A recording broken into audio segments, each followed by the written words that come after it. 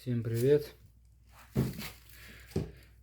Сегодня будем менять подшипник на стиральной машинке HR HV60-106-36A.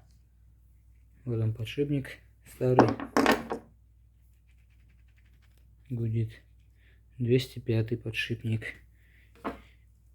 и 204. Еще нужно было бы поменять сальник, но так как сальник здесь идет 35 на 56, а 10 на 1,5. А у меня новый только на 55. На 55 здесь болтается. На 56 наружный диаметр. Придется поставить старый. Сейчас мы эту немножко укоротим пружинку и поставим. Так, в принципе, ничего сложного. Главное отцепить все провода внизу.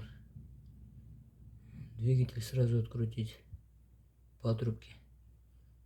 Разбирать буквально минут 40, чтобы достать этот барабан. Крышку откручиваешь. Сшибаешь подшипники, забиваешь новые.